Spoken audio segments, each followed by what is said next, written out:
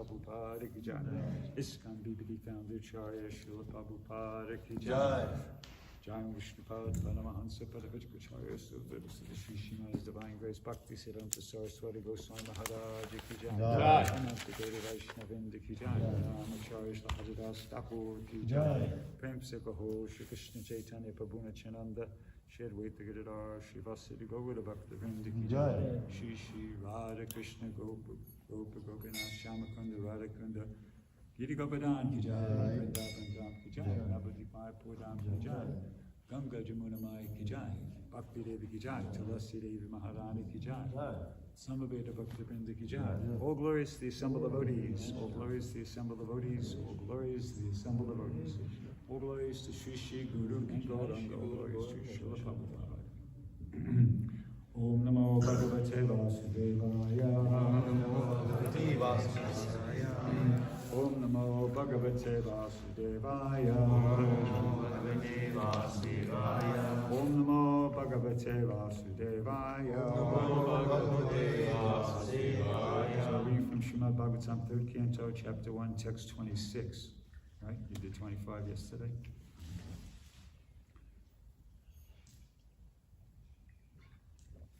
Gachit Purano Purusho Svanabhya.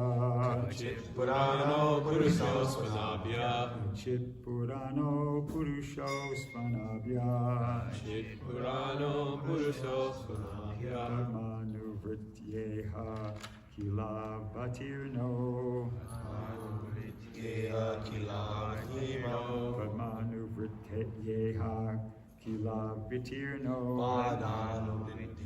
Kilavitirno. Sata Urvya Kushalam Vidhaya. Sata Urvya Kushalam Vidhaya. Sata Urya Kushalam Vidhaya. Sata Urvya Kushalam Vidhaya. Krita Shano Koshalam Suragehi. Krita Shano Kushalam Suragehi. Krita Shano Kushalam Suragehi. Krita Shano Kushalam Suragehi. Kachit Purano Purusho Svanabhya. Kachit Purano Purusho Svanabhya. Padmanuvrityeha Kilavitirno. Padmanuvrityeha Kilavitirno. Sata Urvya Kushalam Vidhaya. Sata Urvya Kushalam Vidhaya. Kritashano Kushalam Suragehe. Kritashano Kushalam Suragehe. Kachit Purano Purusho Svanabhya. Kachit Purano Purusho Svanabhya. Padmanuvrityeha Kilavatirno. Padmanuvrityeha Kilavatirno. Asat Urvya Kushalam Vidhaya. Asat Urvya Kushalam Vidhaya. Kritakshano Kushalam Shuragehe. Kritakshano Kushalam Shuragehe. Kachit Purano Purusho Svanabhya. Kachit Purano Purusho Svanabhya. Padmanuvrityeha Kilavatirno. Padmanuvrityeha Kilavatirno. Asata Urvya Kushalam Vidhaya. Asata Urvya Kushalam Vidhaya. Kritakshano Kushalam Shuragehe. Kritakshano Kushalam Shuragehe.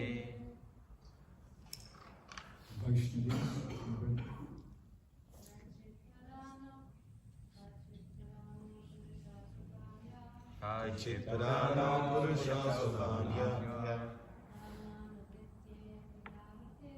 Padmanuvrityeha Kilavatirno. Asata Urvya Kushalam Vidhaya. Kritakshano Kushalam Shuragehe. Kachit Purano Purusho Svanabhya. Padmanuvrityeha Kilavatirno. Asata Urvya Kushalam Vidhaya. Kritakshana Kushalam Shuragehe. Gachit. Gachit. Weather. Weather. Purano. Purano. The original. The original. Purusho. Purusho. Personality of Godhead. Personality of God. Krishna and Balaram. Krishna and Balaram. Svanabhya. Sanabhya. Brahma. Brahma. Padma Anuvritya. Padma Anuvritya. By the request of the one who is born from the lotus. By the request of the one who is born from the lotus. Iha. Here. Here. Kala. Kila. Oh, sorry. Kila. Kila. Certainly. Certainly. Avatirno. Avatirno. Incarnated. Incarnated. Asate. Asate. Are. Urya. Urya. In the world. In the world. Kushalam. Kushalam. Well-being. Well-being. Vidhaya. Vidhaya. For doing so. For doing so. Kritikshano. Kritakshano. The elevators of everyone's prosperity. The elevators of everyone's prosperity. Kushalam. Kushalam. All well. All well. Suryagehe. Suryagehe. In the house of Surdasena. In the house of Surdasena. Translation and purport by His Divine Grace, A.C. Bhaktivedanta Swami Srila Prabhupada. Please tell me whether the original personalities of Godhead who incarnated themselves at the request of Brahma, who was born out of the lotus flower from the Lord, and who have increased the prosperity of the world by elevating everyone, are doing well in the house of Surdasena. Purport. Lord Krishna and Balaram are not two different personalities of Godhead. God is one without a second, but He expands Himself in many forms without being separate from one another. They are all plenary expansions. The immediate expansion of Lord Krishna is Baladev, and Brahma, born of the lotus flower of Garbhodaksha Vishnu, is an expansion of Baladev. This indicates that Baladev, Krishna and Baladev are not subjected to the regulations of the universe. On the contrary, the whole universe is under their subjugation. They appeared at the request of Brahma to liberate the burden of the world, and they relieved the world by many superhuman activities so that everyone became happy and prosperous. Without the grace of the Lord, no one can become happy and prosperous, because the happiness of the family of the Lord's devotees depends on the happiness of the Lord. Vidura first of all inquired about the well-being of the Lord.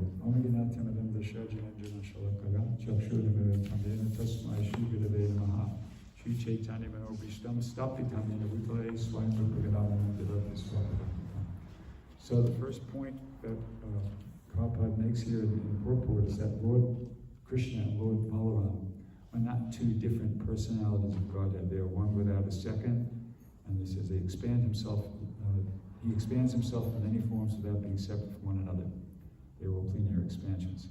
Does anybody know the verse from the Brahma Samhita that states that? What's the translation of that one?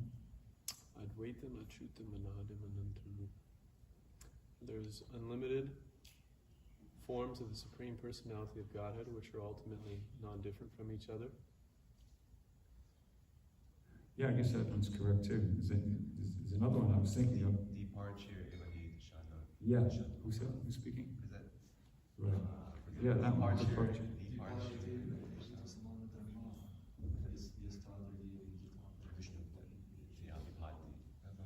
Okay, so I got the mics all. Departure evahita sanctinum abupecha, vipayate vritahetu samana dharma, yastadvidik evahicha vishnu taya vibhati govindamadi purishnam tamaham bhajami. Prabhupada says, the Lord expands himself as the flames of a fire expand one after another. Although the original flame of Sri Krishna is accepted as Govinda, the Supreme Person, all other expansions such as Rama, Nrsimha, Varaha are as potent as the original Lord. All such expanded forms are transcendental. So both verses are correct. So that's the point there. That Krishna and Balaram, they're both the personalities of Godhead. And this Prabhupada was kind of very fond of using that example that from one candle, there is that original candle. And from that candle you light another whole bunch of other candles. They're as powerful as the original candle, but yet there is that original candle. So Krishna is that original candle. Lord Balaram is the second candle, or the first expansion of Krishna. And it's pointed out here that Brahma, he's born from the lotus flower from Garbhodaksha Vishnu. So he's an expansion of Baladev. Now, that's Prabhupada doesn't elaborate upon this, but this thing going in and out is just my imagination. So the position of it's a bit off. Huh? Okay. So now there's a gap, like there's Krishna, Balaram, and after Balaram there's a quadruple expansion. Sankarshan, Vasudeva, Pradyumna, something like that. And then from the first quadruple expansion, there's a Narayan, and then from Narayan, there's another quadruple expansion. So I didn't bother to research it, and I can't remember, where does Mahavishnu, Garbhodaksha Vishnu, of course, Garbhodaksha Vishnu is an expansion of Mahavishnu, and Kshirodaksha Vishnu is an expansion of Garbhodaksha Vishnu, but is Karanadaksha Vishnu or Mahavishnu expanded from the first quadruple expansion or from the second quadruple expansion? Second quadruple expansion. Okay. So there's like an existential distance between, Baladev, who's the first expansion, and Lord Brahma, because Lord Brahma, he's expanding from Garbhodaksha Vishnu, who's expanded from Mahavishnu. Mahavishnu is coming from the second quadruple expansion. That's one point. And the second point is, Lord Brahma is a jiva. Lord Brahma is not Vishnu Tattva. Lord Brahma is Jiva Tattva. Baladev, the immediate expansion of Lord Krishna's Baladev, and Brahma, born of the lotus flower from Garbhodaksha Vishnu, is an expansion of Baladev. That's not incorrect. He is an expansion of Baladev, but what kind? He's not a plenary expansion, because he's a jiva. Of course, he is. It's stated that our Lord Brahma is a pure devotee. You've heard that, right? Our Lord Brahma is a pure devotee. Lord Brahma is not always a pure devotee, but our Lord Brahma is a pure devotee. Sometimes if there's no qualified living entity, Krishna actually will come and take that position of Lord Brahma, but in this case, Lord Brahma is a pure devotee. But he's a jiva, and that's why, but because he's a pure devotee, it says here that, Prabhupada makes the point that Krishna and Balaram are not subjugated to the regulations of the universe. On the contrary, the whole universe is under their subjugation. It's kind of obvious. It's like if somebody, the president of a country, or the king of a kingdom, something like, if he creates a prison system, he doesn't come under the rules and regulations of that. He's the person who created it. He's above and beyond all that. I can't remember the Latin, but is saying the king can do no wrong. So the king is way above that, and that's the case of Krishna and Balaram. They're not subjected to the modes of material nature. There's a verse like that in the Bhagavad Gita, Tribir Gunamaya Sarvam Vijam Jagat Mohitam Navijanati Mamegya Paramagam. Deluded by the three modes of material nature, the entire world doesn't know me, who am above these modes and inexhaustible. So Krishna's above the modes. He creates the modes. He's got a purpose for doing that. Just like the king or the president has a purpose for creating the whole prison system. He's trying to reform some of the citizens that are kind of like gone off, but he's not under the control. He's above that. Anyway, so it goes on to say, Prabhupada says, they appeared, meaning Krishna and Balaram, at the request of Lord Brahma to liberate the burden of the world. And Lord Brahma, because he's a pure devotee, it's two factors there. He's Brahma, he's the chief, living entity in the universe. But on top of that, this Lord Brahma is a pure devotee. So that's why maybe the request is honored. It's being made by Lord Brahma, who's both the top living entity, top jiva in the universe, and also a pure devotee. And it goes on to say that Krishna and Balaram performed many superhuman activities so that everyone became happy and prosperous. And Prabhupada makes the point that without the grace of the Lord, no one can become happy and prosperous, because the happiness of the family of the Lord's devotees depends on the happiness of the Lord. So that reminded me of a verse from the 4th canto of the Bhagavatam, very famous verse, and goes like this. I'll start this. I'll just say start the English translation. Maybe somebody knows the Sanskrit by heart, and we'll give them an opportunity to recite it. As pouring water on the root of a tree energizes the trunk, branches, and twigs, and everything else. Does anybody know the Sanskrit for that one? Okay, so your brain started working again. Good. That's right. So that was the Sanskrit, and the translation is: As pouring water on the root of a tree energizes the trunk, branches, twigs, and everything else, and as supplying food to the stomach enlivens the senses and limbs of the body, simply worshiping the Supreme Personality of Godhead through devotional service automatically satisfies the demigods who are parts of the Supreme Personality of Godhead. So Prabhupada specifically here says the demigods, so somebody might ask, well, what's the relevance to us then? It satisfies the demigods, but where do we come into the picture? But in the purport, Prabhupada says, modern society is involved in various types of philanthropic works, humanitarian works, and so on. But people do not know that these activities will never be successful unless Krishna, the Supreme Personality of Godhead, is brought into the center. So, by logic, conversely, you could say that, well, if Krishna, the Supreme Personality of Godhead, is brought into the center, then these activities can be successful. Activities of philanthropic work, humanitarian works, and so on. If Krishna is brought into the center. So that's the idea of this verse, that when Krishna is pleased, things work out. Just like in the translation itself, you pour the water on the roots, the leaves, the branches, everything gets nourished. You feed food to the stomach, the whole body gets energized like that. So just like here in the purport says, because the happiness of the family of the Lord's devotees depends on the happiness of the Lord. So when we please the Lord by these activities, or by our activities, then it benefits the entire creation, every living entity in the creation. So, and Sankirtan kind of fits, relates to that, because Krishna's pleased. Krishna expands himself as all the jivas because he wants to experience these loving relationships.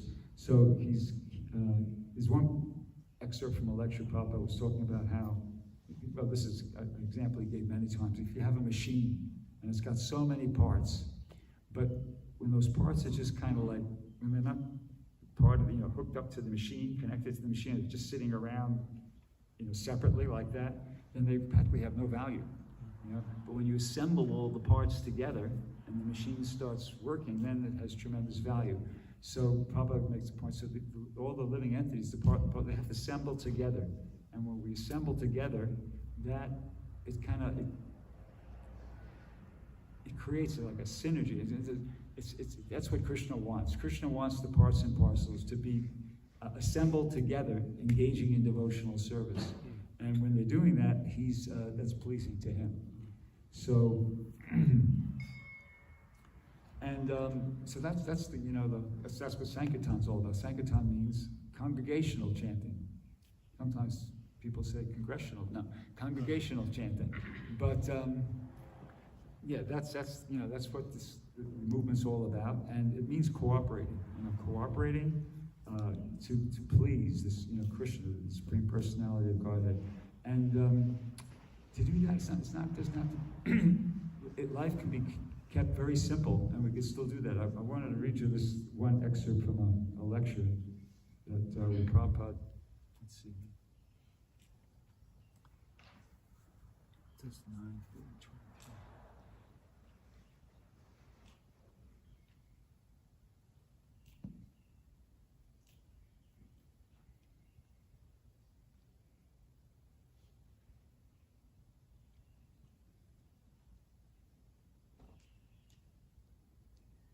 Okay, here we go.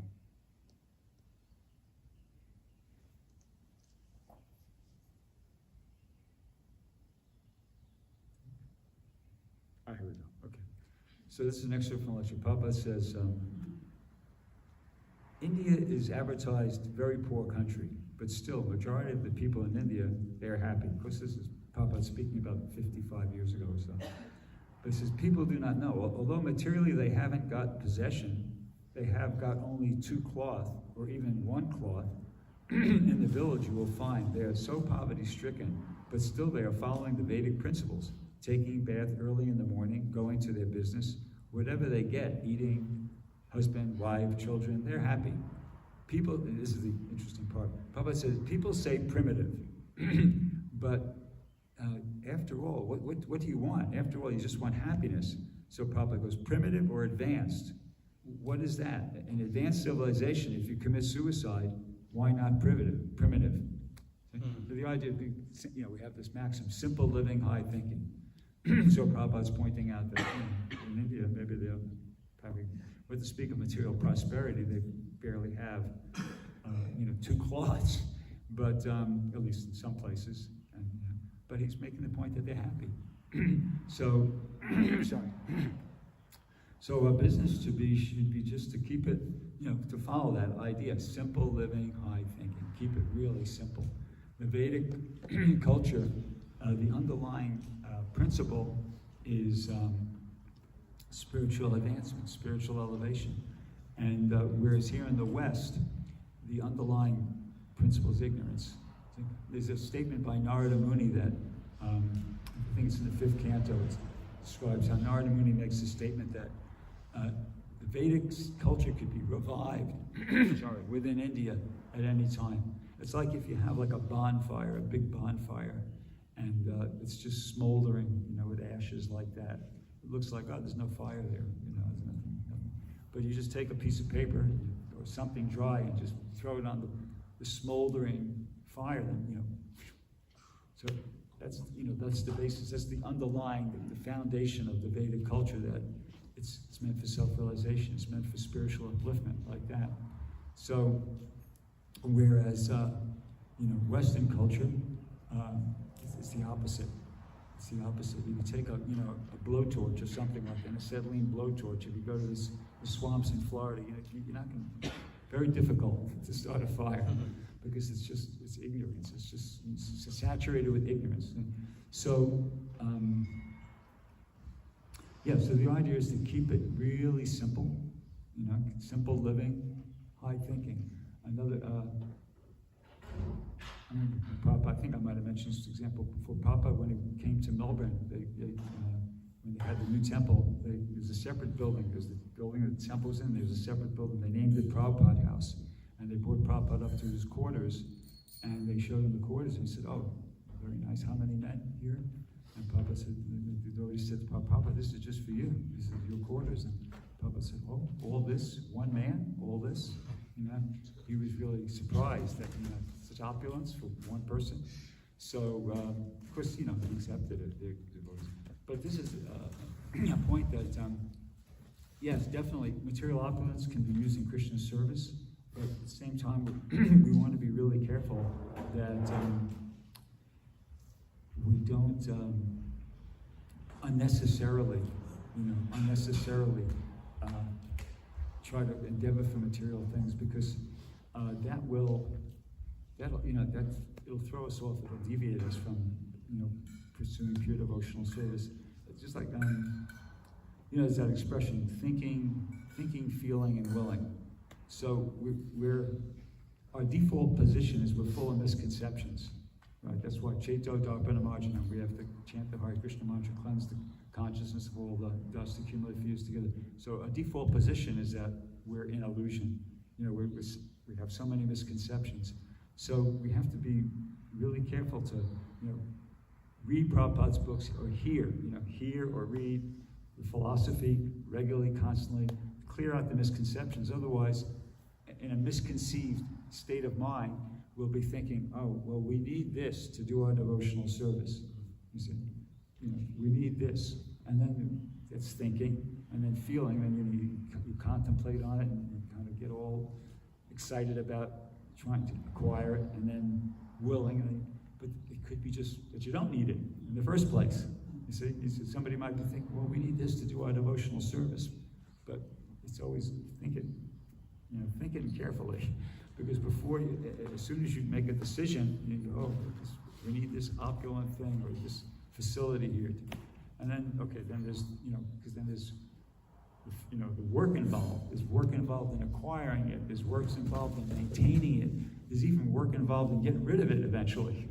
So you want to be careful to avoid that pitfall. I think the second mantra in the nectar instruction is Ajahara Prayasas Cha.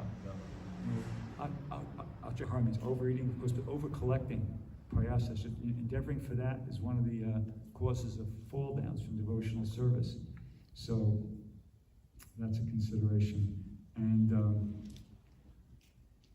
I'm saying all this because kind of like my thinking is that, this project here is very impressive.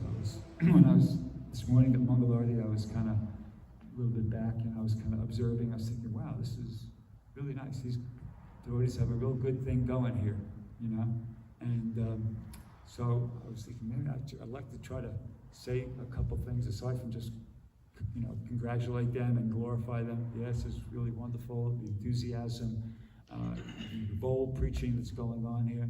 But just, I think, what can I say to kind of maybe help, or that might be helpful, some thoughts, and one thing that occurred to me, and this is not, I'm not saying, the shoe doesn't fit here, so don't worry, but the principle is that maybe can apply, that in Los Angeles in 1976, they had this thing called the Gopi Baba Club. And what it was that some devotees, they were kind of reading certain parts of Prabhupada's books, and they were really focusing on Krishna's pastimes with the gopis and like that. And it was pointed out to Prabhupada that by Tamal Krishna Maharaj Rameshwar, this was being done sometimes at the exclusion of these same devotees being strictly following the regulative principles. See, so went back, the discussion went back and forth, but at one point Prabhupada said, I'll read you this.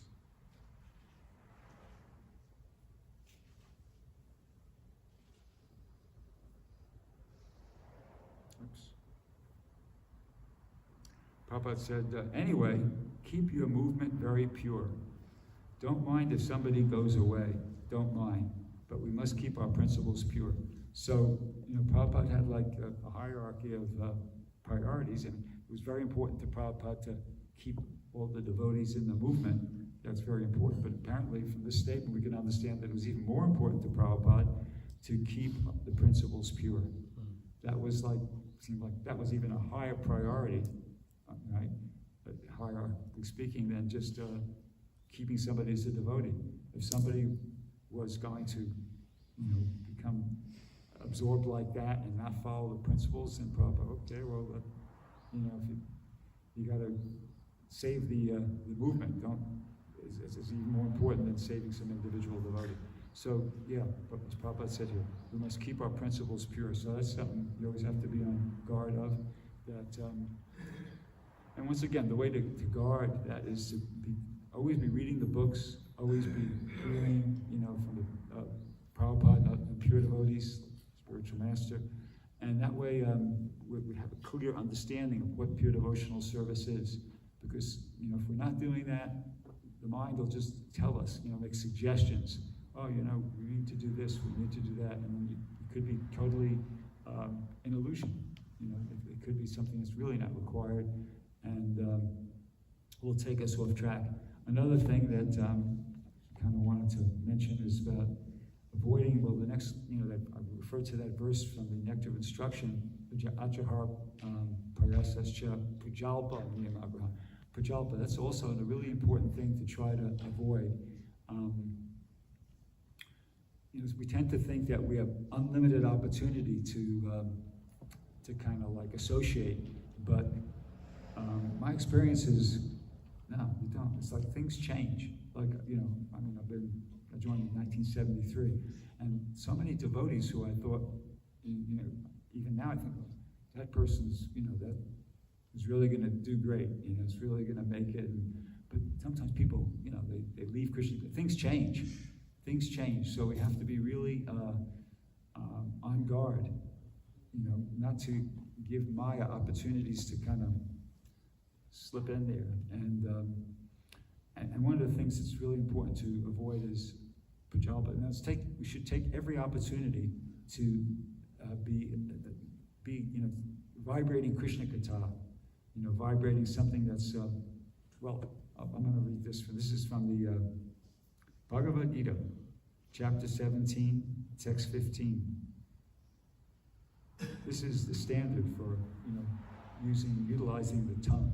It was given by Krishna in the Bhagavad Gita. It says, Anudvega karam vakyam satyam priya hitam chayat swadhyaya yasanam chaiva van mayam tapa uchate. Austerity of speech consists in speaking words that are truthful, pleasing, beneficial, and not agitating to others, and also on regularly reciting Vedic literature. And the Prabhupada says one should not speak in such a way as to agitate the minds of others. Of course, when a teacher speaks, he can speak the truth for the instruction of his students. But such a teacher should not speak to those who are not his students if he will agitate their minds. This is penance as far as talking is concerned. Besides that, one should not talk nonsense. The process of speaking in spiritual circles, and this is a spiritual circle, so this is particularly relevant. Okay, so the process of speaking in spiritual circles is to say something upheld by the scriptures. One should at once quote from scriptural authority to back up what he is saying. At the same time, such talk should be very pleasurable to the ear. By such discussions, one may derive the highest benefit and elevate human society. And in the last sentence, Prabhu says, there's a limitless stock of Vedic literature. One should study this. This is called penance of speech. So particularly this point here about speaking in spiritual circles, that we should remember we're in spiritual circles, and we shouldn't take it for granted that it's going to be like this forever. I mean, you're very fortunate you have this now. You're all like young men. You're here. You're in a very nice situation. So this is a way to take full advantage of it. Just always, follow this instruction. That speak something upheld by the scriptures. It's kind of like ishtagosti. When you have an opportunity to be around with each other, it doesn't have to be kind of like everybody's in anxiety, afraid to say something. But try it as much as possible. Keep it as Krishna conscious as possible. That's the best way to utilize these opportunities when you're coming together and like that. And it's actually might sound like, well, it's a big deal. But like you don't realize here in this temple you're very fortunate. It's like in New Dwarka, when they have Bhagavatam class, they're very concerned to end it at a certain time. I mean, I'll end at a certain time, don't worry. But they're very, and it's like discussion is not invited, because somehow or another this culture came that, okay, the class has to end at such and such a time, because we have to get, the day has to start, everybody's got to get busy. But this is like practically one of the most important things. I mean, every morning we, at least in some places, some speakers say, Nasta prayeshu abhadresu, nityam bhagavata sevaya, bhagavata uttama shloke bhakti, that by regularly hearing the Bhagavatam and rendering service to the pure, all that is inauspicious to the heart is gradually. So this is a foundational activity. So we shouldn't be thinking, I gotta rush past this. And there's Bhagavatam class and discussion, if possible, at the end, questions and answers. At least for me, I find that very nourishing. I find it really relishable and spiritually nourishing when there's a intelligent discussion, of Krishna consciousness. And Bhagavatam class is the arrangement for that, basically. So to have to, somebody gives a class and have to rush and, okay, now everybody, no questions, and they start having a policy. For that reason and some other reason, then you organize, no questions. Just the person ends the class. What a shame, because it's, you always don't get a chance to interact. There's one purport in the second chapter of the Bhagavad Gita where Prabhupada says, the most important quality of any man is speech. A fool can remain undetected as long as it does not speak, but when somebody speaks, that it's revealed. So, in that sense, I noticed with myself, as far as appreciation of the devotees go, when you're kind of like just physically, with the devotee, and okay, that's nice, but it's not until you hear the devotees speak that you really appreciate, wow. Like for instance, yesterday Mitravan asked a very intelligent question at the end of the class. He was asking, well, how come, what's his name? Sukadeva Goswami, he was junior to Vyasadeva and Narada Muni. They were both present there. How come he was invited to speak? And whereas in this case, Vidura is observing the etiquette. Uddhava is observing the etiquette. He's referring Vidura to Maitreya, who's, how come the etiquette was observed there, but the etiquette wasn't observed in the case of Sukadeva Goswami, who's junior to, of course, his father, and to Narada Muni, who's his father's guru. I said, that's a thoughtful question. See, so it's, and when he asked that question, I thought, okay, this guy's reading the books, he's thinking about the philosophy. That's nice. you know, and it helps you appreciate, it enhances your understanding of Krishna consciousness, and it also helps you appreciate the devotees. You realize, hey, you know, these devotees are reading the books, they're thinking about the philosophy, they're intelligent. It just, at least it helps me, and I've had that experience many, many times, you know. You're in a situation like Istagosti or something, and the devotees speak, and you realize, wow, that person's more Krishna conscious than I thought. So it's a good program. And let's see anything else. Yeah. So even in the Bible, you know, it's kind of this came to my mind when I was preparing the class about this idea of how spiritual life is. What's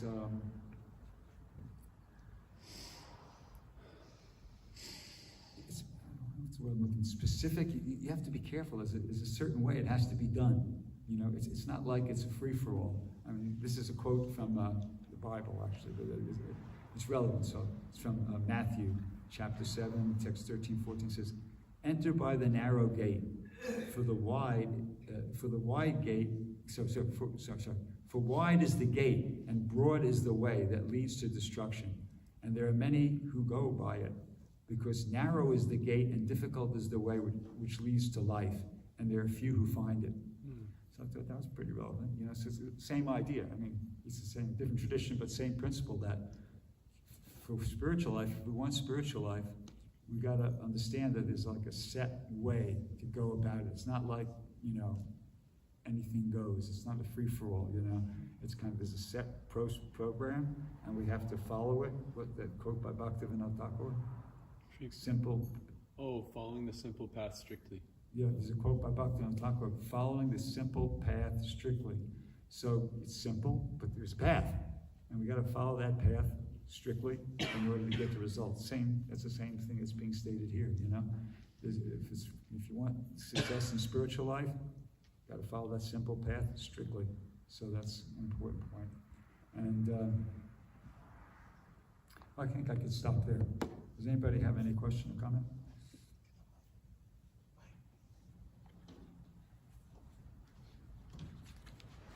All right.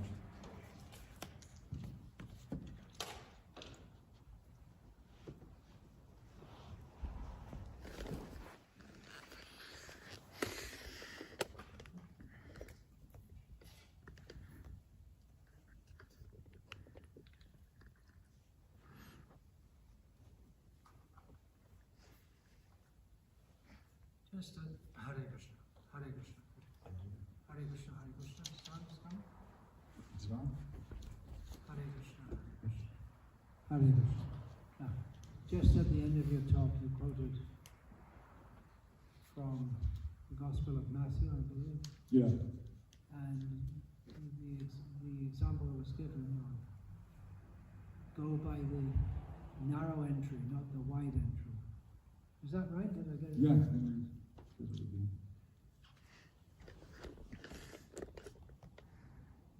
It says, enter by the narrow gate, for wide is the gate and broad is the way that leads to destruction, and there are many who go by it.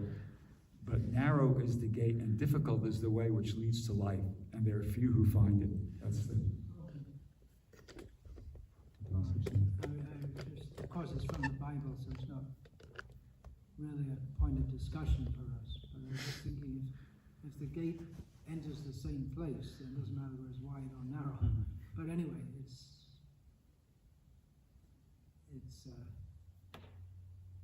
I don't think the analogy is very good, actually, because it's not necessarily that a wide gate goes to a wrong destination.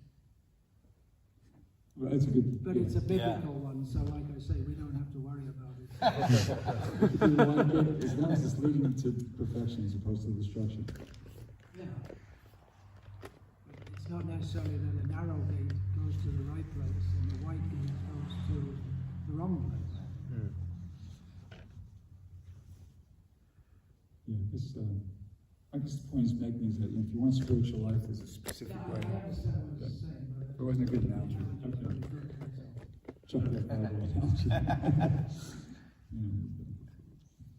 Okay, anybody else? Anything? Okay.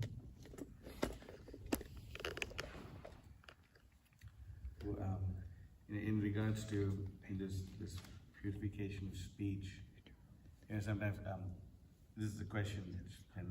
When we talk about what happened in book distribution, that's also Harikatha, that's also Krishna consciousness. Is it? I think so. Okay. Because I remember once, I think in a conversation with you, we were speaking about how this whole thing is an expansion of Gora Leela. This is like the new chapter. So you're talking about how someone took the books, or how someone, but whatever happened, like even it may seem from an external point of view that you spending so much time dealing with those calves in Savannah, it may seem like, oh, there's such a headache, how is this Krishna consciousness, But that's a very Krishna conscious activity which you're doing. So when we come and we glorify that, that's also part of. Yeah. Yeah. Go ahead. Help us out.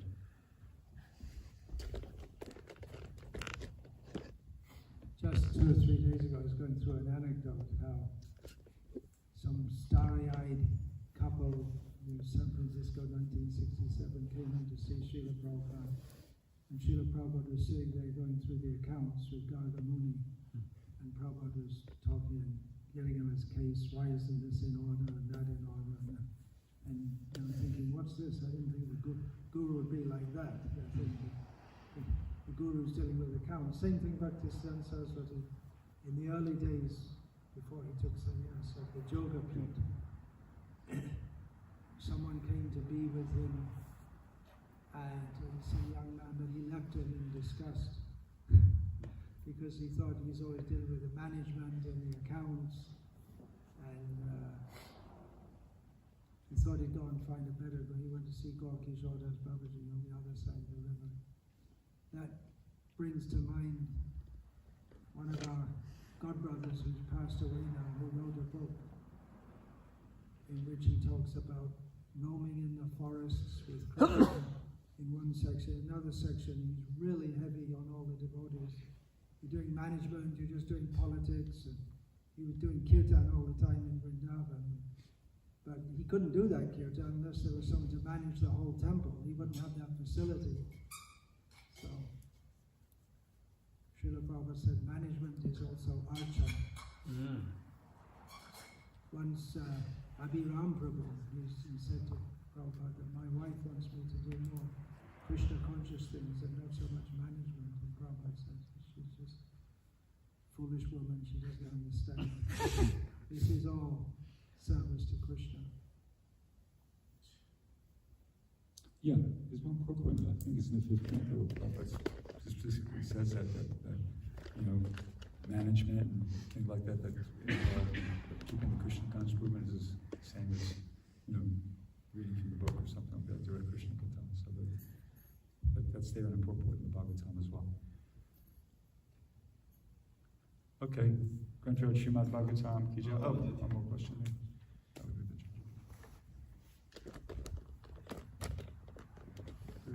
We're obviously all very inspired by your example, how you live your life as devotional service, and I'm amazed because you were explaining to us during your small demonstration at the end of the Sankirtan Festival how these past 2 weeks for you have been some of the most biggest days you've done in your entire career. Yeah, somehow or another. It's just inspiring because, for a person like me, if they ask me to cook lunch for like 3, 4, 5 days, I'm going to run out of recipes. I'm going to feel uninspired. But for you to continue for many decades, 50 years, and at the end of your career, you're excelling more. It's not the end. Yeah. No, sir, It's just the beginning. Your life is so exemplary. Well, you get special energy when you get out and do Sankirtan. Yeah. We just, we were in Savannah, okay, and I have like different problems with my body. It's problems with my back, problems with my knee, energy, but so during the morning I was feeling like a really old man, but then we hopped out on a parking lot, this Target parking lot, and Krishna just put life in me, and as we were driving, we got kicked out. We got kicked out after about 45 minutes, and so we had to drive to the other spot. So as we were driving from the Target to the Riverwalk in Savannah, I was saying to the devotees that wow, you know, I said, you know that pastime where the Bhaktivinoda Thakur took Jagannath Das Babaji in a basket, and he took him to the place where that he thought was the actual birthplace of Lord Chaitanya, and when they got there, because they thought it was someplace else, some other devotees were saying it was someplace else at one. So Bhaktivinoda Thakur wasn't comfortable with it. He thought, no, that can't be right. So he took Jagannath Babaji and they got to the place where the Yoga Pith is now, and Jagannath Das Babaji, from what I remember the story, he jumped out of the basket and he started dancing. Jumped out of the basket and started dancing. So how did he do that? You know, he was so old and weak that he had to carry him there in a basket. But when he got to that spot, he got inspired. He got spiritual energy because there was the birthplace of Lord Chaitanya. So I said, I feel like that. You know, I said, because I went out on Sankirtan, I just decided, okay, let's give it a go. Let's get out there and do it. And then Krishna put the energy in there. He put the energy in my body, and I was able to function. And even yesterday, we drove back in the morning. We got back here, got the last part of class. We went for breakfast, took a nap. I got up, and it was about 12 o'clock, and I was thinking, well, I didn't feel much energy, but I thought, but what am I going to do? Am I just going to sit around here all day? And, what am I going to do? I could, read, but I could feel like I would just be in the modes, So I rang Ram, and I said, hey, is there any chance we can go out on Sankirtan? And he said, yeah, sure. So we drove out to a Walmart, and just, down the road a bit. And same thing, when I got out there, I had no energy before, but when I got out there and started engaging in the activity, then, I started feeling enlivened. So you get energy from doing that, at least, I guess you get energy from doing any devotional service, but I'm certainly experiencing how I get energy by going out on Sankirtan. It's kind of like counterintuitive. You think, well, you need energy to do Sankirtan, but because when you work, you lose your energy. But for me, it works the other way around. I have no energy, but when I go out on Sankirtan, I get energy. When I go to work, I get energy. It's supposed to be the other way around. You have energy, and when you work, you kind of. But for me, it works the other way around. So there's just something special about that activity. It's so pleasing to the spiritual master and the Parampara of the Civic Succession. When you do it, you get energy. You get enthused. You get inspired. You get energy to do it. And I'm hoping I could do it for another 10, 20 years, to be honest with you. Jai! Yeah. Oh, thank you. Granthro Srimad Bhagavatam Ki Jai. Somebody else? All right. All glories to your lifelong service in Srila Prabhupada's transcendental book distribution mission. It's a tremendous inspiration for all the devotees here and throughout the world. That's true. You weren't planning on being an icon, but it happened. You weren't planning on being an icon, but it happened just because of your steady service. Day after day after day after day after day after day after on and on and on. Well, your association and encouragement is all that I need of. So thank you. And I just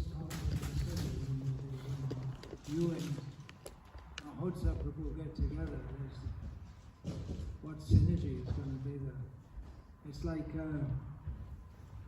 this Sutta Shonak said that when Shukadev and Parikshit come together, they must have had some pretty good discussions about Krishna. Must have had, right? Why don't you tell us about that? So when you two get together, there must be some pretty good book distribution. Well, I'm very inspired by. Well, we got a second here, we went to this trip on Savannah, and the first day, we got down there. It was kind of like there was plenty of people there, but it wasn't particularly good. And Mahatsu was kind of struggling a bit. And he was saying to me, I really want to get a $1,000 donation. And I was thinking to myself, come on, man. You're not going to get a $1,000 donation down here. This is, it was like older white people kind of a crowd for the most part, and some other people, but I was thinking, no. And he came about 2, 3, maybe 4 times, over the course of an hour, and he was saying, but I really want to get $1,000.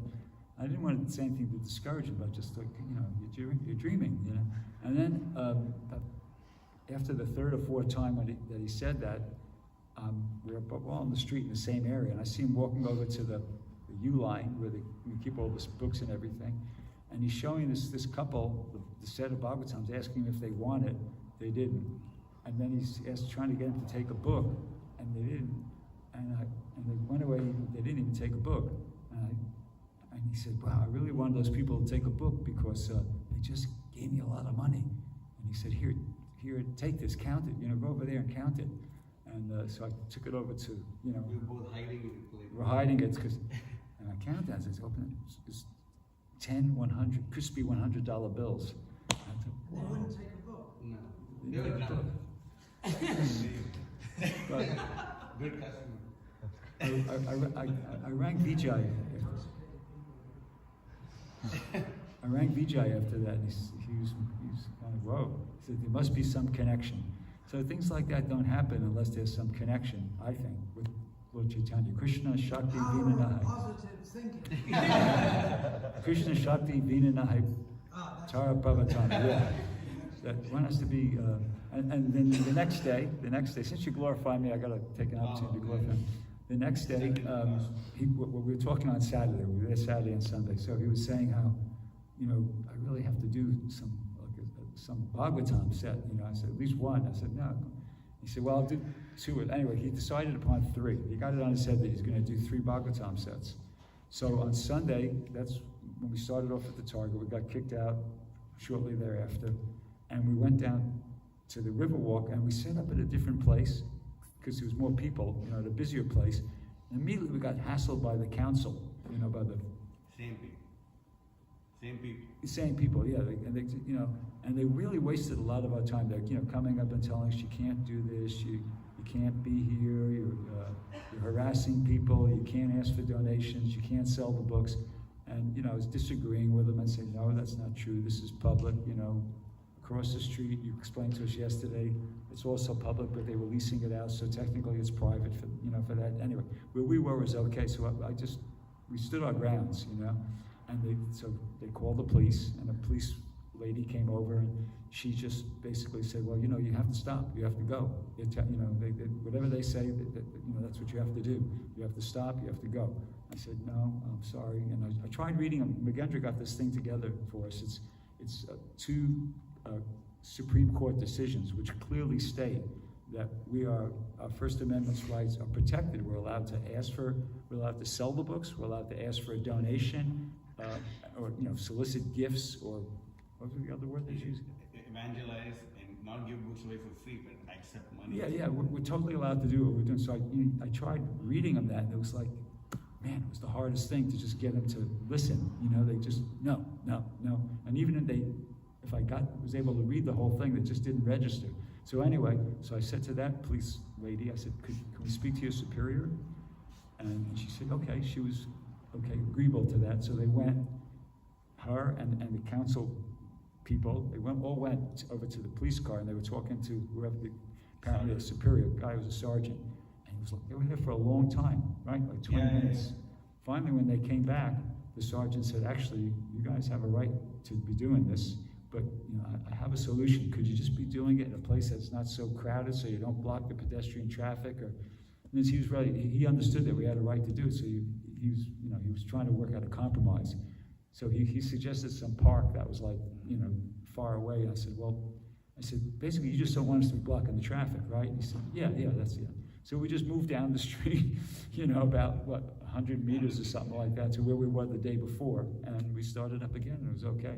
So, so then the real point of the story. So when we got there, but by that time it was like 5:30 or 6 o'clock, and we lost so much time in moving from one place. Now we got a late start that was, and we lost a lot of time moving from one spot to another. And my husband was still talking about doing 3 sets of Bhagavatams. So I was thinking to myself, oh no, come on. It can't happen every day. I mean, you got Krishna's mercy yesterday, but you can't expect that, get something special mercy like that every day. But he was just determined. He just kept mentioning, I got to do these 3 Bhagavatams. And, the time was going on. It was like 6:30, 7. He was going, it ain't over till it's over. It ain't over. I'm going, come on. You know, I didn't say anything out loud, but I'm thinking to myself, come on, let's be realistic here. It's already 7:30. And so anyway, so then about 7:30, about a half hour before we're going to stop, right? Am I exaggerating? Okay. So this fella comes across. He was an older gentleman, you know, somebody about my age, and he goes to, I'm from Atlanta. And he said, no, he asked the man where he's from. He said, Georgia, you're in Georgia. He said, I'm from Georgia too. He said, where? He said, Atlanta. He said, Atlanta. He said, I don't like Atlanta, you know, for whatever reason. So the man left. He didn't give a donation. He just walked off. Then he came back 10 minutes later or something like that. And Mahotsa said, he just for some reason he had a feeling this man could be engaged. He said, hey, I changed my mind. I'm from Savannah. And the man said, okay, now you're talking. And somehow or another, he kind of, I don't know what he said after, but finally gave a donation. He gave $20. So that was pretty amazing, just, you know, somebody in that category. So then Mahotsa got a strong feeling that he should go to a particular shop that was down the street, right? He just got some feeling that's, you know, somebody in that shop is going to be interested. So he's walking towards the shop, okay? And as he's walking towards the shop, he has to go past this parking lot. And this man, the same guy comes, the car comes and practically hits him. You know, it was the same guy in his car. And he goes, hey, what's happening, you know? And well, you just, you know, I don't know how, you know, he got off the subject of how he almost hit me. And he says, you know, hey, brother, I need more donation from you. I need you to give more donation. I don't know what he said, but somehow or another he got this guy to give $275. And he said, well, hang on. So he had him pull off to the side of the road, and he came and grabbed the box, you know, the Bhagavatam box, and he just threw it in the back seat of his car. And off the guy went. So that was one set. You know? Then he continued on to the shop, and I was following him, but he got like kind of, you know, ahead of me, and he was just going into, and there's an Indian family behind me, so I started talking to them because I could see that, you know, they could be good. Meantime, he's in the shop, and this lady, there was a lady in the shop. He walks into the shop, and she goes, are you a Hare Krishna? And she goes, no, he goes, well, yeah. He says, oh, I know about you people. I used to see on television how I was afraid to go to the airport because we used to see on television how if you go to the airport, the Hare Krishnas will try to convert you. And so it wasn't like she had a really particularly good impression, but she just knew about Hare Krishnas from being, as a kid, seeing it on TV and being afraid to go to the airport because she was afraid the Hare Krishnas would try to convert you. So somehow or another, he got her to take a Bhagavatam set, and she gave $200. And then we were kind of amazed. And then he's walking back towards us. And meantime, I had the family, and I passed him over to Matsya because I didn't feel confident to be able to engage him properly. So he was able to engage the mom, who was a husband and wife and two twin boys, about 8 years old. So he engaged the boys. I mean, he engaged the mom, and she gave like $20, took a bhakti set. And I was feeling like, no, I think they could, you know, be engaged more fully. So I pointed them out to Mahotsa, and Mahotsa kind of started talking to him. And the husband came over. He got the husband to come over. And he talked to them, and somehow or another, he got the man to agree to give 108. And then once he gave 108, he said, you know, why don't you gave 108, can you just give another 200, and that would be, then you know, I'll give you the whole set. And somehow the guy agreed, you know, and he gave another $200, and they don't speak English, they didn't read in English, so Mahotsa had him come over, and he had him pick up the box of English Bhagavatam, took a picture, but then the guy, he's going to mail him a set of Telugu Bhagavatam. So within, a half hour, he got his 3 sets out. So desire is a big thing, and, you know, Hare Krishna. I was amazed. It was, you know, it was like very astounding to see that happen both days, and I don't know, you know. Yeah, I mean, I had the $1,000 from yesterday, so I could be a little compassionate. But I guess what's the take-home lesson is just keep, you know, have a desire and keep that desire and keep trying. Don't give up till the buzzer, and just keep trying. And Krishna can do amazing things. You know, I'm sure we've all had experiences to that, to greater or lesser degrees, and that's of course a greater degree. But to the Telugu people who spoke Telugu. Oh, of course. Hunting with them. Yeah. That gets to them also. Definitely. They don't get many people that can speak with them Telugu.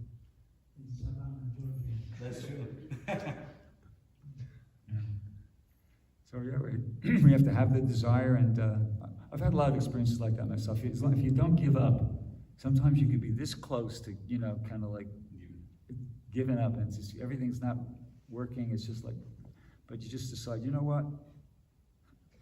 I'm obviously today's a failure. It's not going to happen, but I'm just not going to give up. I'm just going to keep. And then Krishna just sees that much. You don't give up, and then things can change like that. I had one day like that. I remember, stands out in my mind that I was working at the airport at that time. I was in American Airlines, and I really wanted to have a good day. I was really kind of, got up early, chanted all my rounds, read everything. And I got out there, and I was for about 45 minutes an hour. I was really enthusiastic. American Airlines had a reputation of being a little bit a tough terminal because there was a lot of businessmen. But I was really trying hard for like 45 minutes or an hour, and nothing. I couldn't. People were just ignoring me and blowing by me, no response at all. And I was kind of feeling more and more discouraged to the point where, like, after about, as I said, 45 minutes an hour, I just said, you know what? This is too much. I can't take this. I can't. So I put all my boxes back on the cart. We have the carts that you rent to put your luggage on and everything. And I was starting to wheel it out. I was going to go back to the van, just take a nap and whatever. And as I'm leaving, I see some couple coming in. I'm just getting ready to go through security to leave, and security they're coming through. I said, well, I probably should try that one couple because they look kind of sweet, So I thought, just go through the motions. And I stopped them, and I showed them the books, said a couple things, and they took the books and gave a nice donation. I said, okay, but I'm still going. I'm still out of here. And I started to continue, proceed further towards the exit. And I saw somebody else come through, and I said, well, that guy looks a little sweet, so I'll try him. And I, same thing, stopped him, said a few things, and he took the book and gave a nice donation. I thought, well, but I'm still going. That's how fried out I was. I'm still going. And I moved another couple of feet, and then another person came through, and I saw them. I said, I'm going to try them too. Same thing. They took the books and gave a nice donation. I said, okay, Krishna, you got me. So I just turned around, went back to the spot, unloaded the boxes off the cart, and I started distributing. And the rest of the day was like, amazing. The rest of the day, everybody was taking books, even the businessmen, and giving nice donations. I wound up having what back in those days was, considered a pretty good day, like, $300, $400 at American Airlines on a, middle of October and a Wednesday afternoon or something like that. And it just showed me that, wow, Krishna's in control. Here I was. I tried really hard, but nothing. And I was completely discouraged. But and I was ready to give up, but Krishna didn't let me give up. And then I went back out there, and the rest of the day was like, not only was I distributing and getting good results, but I was chanting in between people and kind of getting a higher taste, relishing the transcendental sound vibration. Actually, Hare Krishna. Just feeling really surcharged with spiritual energy. And on top of that, the people were stopping and taking books. So it gave me like a powerful realization that this is a transcendental activity. It's a transcendental activity. We just have to plug in and stay plugged in. Don't pull the plug out. Stay plugged in and stay tuned to this station for the next exciting episode of Lord Chaitanya's Sankirtan movement. Yeah. It's about to come. Anyway, thank you. Hare Krishna. Srimad Bhagavatam ki jai. Jai. Jai.